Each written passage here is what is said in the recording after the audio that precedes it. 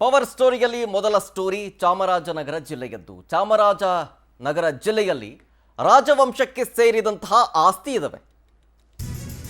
ಒಟ್ಟು ಸುಮಾರು ಸಾವಿರಾರು ಎಕರೆ ಅಂತ ಅನ್ಕೊಳ್ಳಿ. ಈ ಸಾವಿರಾರು ಎಕರೆ ಜಮೀನು ರಾಜವಂಶಕ್ಕೆ ಸೇರಿದೆ. ಇದನ್ನ ರಕ್ಷಣೆ ಮಾಡಬೇಕು ಅಂತ ಹೇಳಿ ಡಿಸಿಗೆ ರಾಜವಂಶಸ್ಥೆ ಪ್ರಮೋದಾದೇವಿಯವರು ಪತ್ರವನ್ನು ಬರೆದಿದ್ದಾರೆ.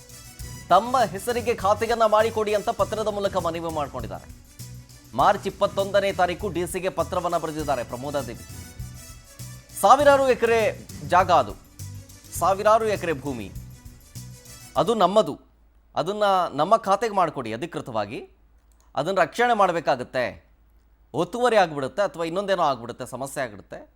ಹಾಗಾಗಿ ನಮ್ಮ ಹೆಸರಿಗೆ ಖಾತೆಯನ್ನು ಮಾಡಿಕೊಡಿ ಹೀಗನ್ನುವಂಥ ಪತ್ರವನ್ನು ಬರೆದಿದ್ದಾರೆ. ನೋಡಿ, ಗಮನಿಸ್ತಾ ಇದ್ದೀರಿ ಇದೇ ಪತ್ರ. ಈ ಪತ್ರವನ್ನು ಮಾರ್ಚ್ 21ನೇ ತಾರೀಕು ಡಿಸಿ ಅವ್ರಿಗೆ ಪತ್ರ ಬರೆದಿದ್ದಾರೆ. ನೋಡಿ, 1951ರ ಒಪ್ಪಂದದಂತೆ ಚಾಮರಾಜನಗರ ಜಿಲ್ಲೆಯಲ್ಲಿ ಮೈಸೂರು ಮಹಾರಾಜರಿಗೆ ಸೇರಿರುವ ಖಾಸಗಿ ಸ್ವತ್ತು ಆಸ್ತಿಯನ್ನು ಖಾತೆ ಮಾಡಿಕೊಡುವ ಬಗ್ಗೆ ಪತ್ರವನ್ನು ಬರೆದಿರೋದು. ಮನವಿಯನ್ನು ಮಾಡಿಕೊಳ್ಳಲಾಗ್ತಾ ಇದೆ. ಸಾವಿರಾರು ಎಕರೆ ಜಮೀನದು. ಸೊ ಆ ಜಮೀನೆಲ್ಲವೂ ಕೂಡ ನಮಗೆ ಸೇರಿದ್ದು, ನಮ್ಮ ಹೆಸರಿಗೆ ಮಾಡಿಕೊಡಿ, ಇಲ್ಲಾಂತಂದರೆ ಸಮಸ್ಯೆ ಆಗಿಬಿಡುತ್ತೆ, ಆದಷ್ಟು ಬೇಗ ಮಾಡಿಕೊಡಿ ಹೀಗನ್ನೋ ಪತ್ರವನ್ನು ಪ್ರಮೋದಾದೇವಿ ಒಡೆಯರ್ ಅವರು ಬರೆದಿರುವಂಥ ಒಂದು ಲೆಟರ್ ಪ್ರತಿಯನ್ನು ಗಮನಿಸ್ತಾ ಇದ್ದೀರಿ. ಡೀಟೇಲ್ಸ್ ಕೊಡ್ತಾರೆ ಇದ್ರ ಬಗ್ಗೆ ನಮ್ಮ ಚಾಮರಾಜನಗರ ಪ್ರತಿನಿಧಿ ಶ್ರೀನಿವಾಸ್ ನಾಯಕ್ ಲೈವ್ನಲ್ಲಿ. ಶ್ರೀನಿವಾಸ್, ಸುಮಾರು ಎಷ್ಟು ಎಕರೆ ಜಮೀನು ಬರ್ಬೋದು? ಜೊತೆಗೆ ಏನಾದರೂ ವಿವಾದ ಇದೆಯಾ ಈ ಭೂಮಿಗೆ ಸದ್ಯದ ಮಟ್ಟಿನಲ್ಲಿ? ಚಾಮರಾಜನಗರ ಜಿಲ್ಲೆಯಲ್ಲೂ ಮಹಾರಾಜರ ಜಮೀನು ಸಾಕಷ್ಟಿದೆ ಅಂತಾನೆ ಹೇಳಲಾಗ್ತಾ ಇದೆ. ಯಾಕೆಂದ್ರೆ ಇದು ಮೈಸೂರಿಗೆ ಸೇರಿದಂತದ್ದಾಗಿತ್ತು. ಜಿಲ್ಲೆ ಇತ್ತೀಚೆಗೆ ಒಂದು 25 ವರ್ಷದಿಂದ ಇದು ಪ್ರತ್ಯೇಕ ಜಿಲ್ಲೆ ಆಯಿತು.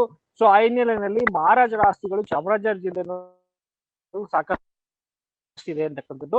ಈಗ ಬಂದಿರತಕ್ಕಂಥದ್ದು ಏನಂತಂದ್ರೆ, ಕಂದಾಯ ಗ್ರಾಮ ಮಾಡಲು ಈಗ ಸರ್ಕಾರ ಆದೇಶ ಮಾಡಿದೆ. ಕಂದಾಯ ಗ್ರಾಮ ಅಂತಂದ್ರೆ ಆ ಗ್ರಾಮಕ್ಕೆ ಕಂದಾಯ ಒಳಪಟ್ಟಿರಲಿಲ್ಲ, ಬೇಸತ್ತ ಗ್ರಾಮಗಳಿದ್ದು ಅಂತಂದ್ರೆ ಆ ಗ್ರಾಮಗಳನ್ನ ಕಂದಾಯ ಗ್ರಾಮವನ್ನ ಮಾಡೋಂಥದ್ದು, ಅಂದ್ರೆ ಅಪ್ಡೇಟ್ ಮಾಡೋಂಥದ್ದು, ಪೋತಿಕ ತೀರೋಗಿದ್ರೆ ಅಂತ ಪೋತಿಕತೆ ಮಾಡೋಂಥದ್ದು, ಅಧಿಕೃತವಾಗಿ ಅವರನ್ನ ಒಂದು ಕಂದಾಯಕ್ಕೆ ತರೋಂಥದ್ದು. ಅಂದ್ರೆ ಇದಕ್ಕೆ ಸರ್ಕಾರಕ್ಕೆ ಆದಾಯನೂ ಆಗುತ್ತೆ, ಮತ್ತೆ ಅಧಿಕೃತವಾಗಿ ಅವರ ವಾರಸ್ದಾರರು ಆಗ್ತಾರೆ ಅಂತ ಒಂದು ಇದನ್ನ ಸರ್ಕಾರ ತಂದಿದೆ. ಆ ಹಿನ್ನೆಲೆಯಲ್ಲಿ ಮಹಾರಾಜರವರ ಪ್ರಮೋದಾದೇವಿಯವರು ಈ ಒಂದು ತಕರಾರು ಅರ್ಜಿಯನ್ನ ಜಿಲ್ಲಾಡಳಿತ ಸಲ್ಲಿಸಿದ್ದಾರೆ. ಏನು ನಮ್ಮ ಹೆಸರಿನಲ್ಲಿರ್ತಕ್ಕಂಥ ಯಾವುದೇ ಮಹಾರಾಜರ ಹೆಸರಿರ್ತಕ್ಕಂಥ ಯಾವುದೇ ಆಸ್ತಿಗಳನ್ನು ಬೇರೆ ಅಂದ್ರೆ ಸ್ವಾಧೀನದಲ್ಲಿರ್ತಕ್ಕಂಥವ್ರ ಹೆಸರಿಗೆ ಖಾತೆ ಮಾಡಬಾರ್ದು ಅಂತಕ್ಕಂಥ ಉದ್ದೇಶದಿಂದ ಈ ಒಂದು ತಕರಾರು ಅರ್ಜಿಯನ್ನು ಸಲ್ಲಿಸಿದ್ದಾರೆ. ಇಲ್ಲಿ ಸಾಕಷ್ಟು ಮಹಾರಾಜರ ಆಸ್ತಿ ಅಂತಾನೆ ಸಾಕಷ್ಟಿದೆ.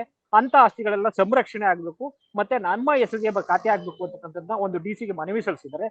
ಡಿಸಿ ಅವರು ಸಹ ಈ ಮನವಿಯನ್ನು ಸ್ವೀಕರಿಸಿ ಅದಕ್ಕೆ ಅಧಿಕೃತವಾಗಿ ಅವ್ರಿಗೆ ಏನು ಉತ್ತರ ಕೊಡ್ಬೇಕು ಅಂತ ಕೆಲಸವನ್ನ ಮಾಡ್ತಾ ಇದ್ದಾರೆ ಅಂತ ಹೇಳಲಾಗ್ತಾ ಇದೆ. ಅಂದ್ರೆ ಅವರು ದಾಖಲೆಗಳನ್ನ ಸಬ್ಮಿಟ್ ಪಡಿಸಿಲ್ಲ ಅಂತಕ್ಕಂಥದ್ದು ಒಂದು ಕಡೆ ತಿಳಿದು ಬಂದಿದೆ.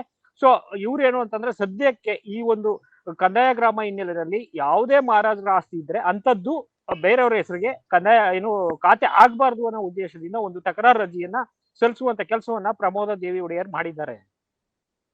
ಶ್ರೀನಿವಾಸ್ ನಾಯಕ್, ಏನಂತಂದ್ರೆ ಈ ರಾಜವಂಶಸ್ಥರಿಗೆ ಸೇರಿದಂತಹ ಜಾಗದ ವಿವಾದಗಳನ್ನ ನಾವು ಈಗಾಗಲೇ ನೋಡ್ತಾ ಇದೀವಿ ಮೈಸೂರು ಸುತ್ತಮುತ್ತ ಭಾಗದಲ್ಲಿ.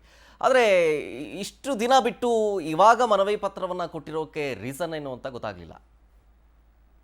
ಅಂದ್ರೆ ಬೇರೆ ಉದ್ದೇಶ ಏನಿಲ್ಲ ಇಲ್ಲಿ. ಈಗ ಇತ್ತೀಚೆಗೆ ಸರ್ಕಾರ ತುಂಬಾ ಹಳೆ ಕಾಲದಿಂದನೂ ಕೂಡ, ತುಂಬಾ ವರ್ಷಗಳಿಂದನೂ ಕೂಡ ಈ ಕಂದಾಯ ಗ್ರಾಮ ಮಾಡಬೇಕು, ಆ ಕಂದಾಯ ಗ್ರಾಮಗಳು ಎಲ್ಲಾ ಜಮೀನುಗಳನ್ನ ಒಳಪಡಿಸ್ಬೇಕು, ಅದು ಅಪ್ಡೇಟ್ ಮಾಡಬೇಕು ಅಂತಕ್ಕಂಥದ್ದು ಇತ್ತು ಕೂಗು.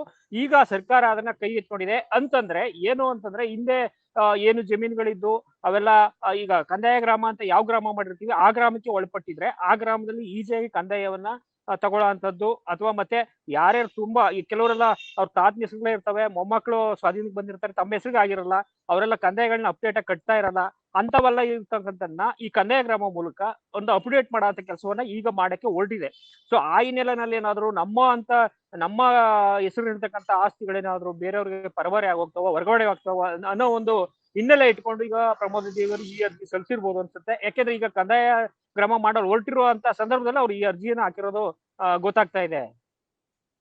ಡೀಟೇಲ್ಸ್ಗಾಗಿ ಟೋರಲ್ ಆಗಿ ಸುಮಾರು ಸಾವಿರಾರು ಎಕರೆಯ ಒಂದು ಜಮೀನಿದೆ ಚಾಮರಾಜನಗರ ಸುತ್ತಮುತ್ತಲೂ ಕೂಡ. ಕೇವಲ ಮೈಸೂರು ಭಾಗದಲ್ಲಷ್ಟೇ ಅಲ್ಲ, ಚಾಮರಾಜನಗರದಲ್ಲೂ ಕೂಡ ಅಷ್ಟೇ ಸಾವಿರಾರು ಎಕರೆಯ ಒಂದು ಭೂಮಿ ಇದೆ. ಸೊ ಅದೆಲ್ಲವೂ ಕೂಡ ಈಗ ದಿನಗಳದಂತೆ ಅಪ್ಡೇಟ್ಗಳಾಗ್ತಾ ಇರ್ತವೆ. ಈ ಎ ಖಾತಾ, ಬಿ ಖಾತಾ, ಈ ಖಾತಾ ಅಂಥೇಳಿ ಅಪ್ಡೇಟ್ ಆಗ್ತಾ ಇರ್ತವೆ. ಸೊ ಹಾಗಾಗಿ ಅದು ಕಾಲಕ್ಕೆ ತಕ್ಕಂತೆ ಈ ಜಾಗದ ಒಂದು ಆಸ್ತಿಯ ಪತ್ರವನ್ನು ಕೂಡ ಅಪ್ಡೇಟ್ ಮಾಡಬೇಕಾಗುತ್ತಲ್ಲ. ಅದೇ ರೀತಿಯಾಗಿ ಇದನ್ನು ಕೂಡ ಅಪ್ಡೇಟ್ ಮಾಡೋ ನಿಟ್ಟಿನಲ್ಲಿ ಈ ಒಂದು ಮನವಿ ಪತ್ರ ಅಷ್ಟೇ ಬಿಟ್ಟರೆ ಬೇರೆ ಏನಿಲ್ಲ ಅಂಥೇಳಿ ನಮ್ಮ ಪ್ರತಿನಿಧಿಗಳು ಮಾಹಿತಿಯನ್ನು ಕೊಡ್ತಾ ಇದ್ರು. ಅದರ ಜೊತೆಗೆ ಆ ಮನವಿ ಪತ್ರವನ್ನು ಗಮನಿಸ್ತಾ ಇದ್ದೀರಿ ನೋಡಿ. ಈ ಮನವಿ ಪತ್ರವನ್ನು ಜಿಲ್ಲಾಧಿಕಾರಿಗಳು ಡಿ ಸಿಗೆ ರವಾನೆ ಮಾಡಿ ಮನವಿಯನ್ನು ಮಾಡಿಕೊಂಡಿರೋದು.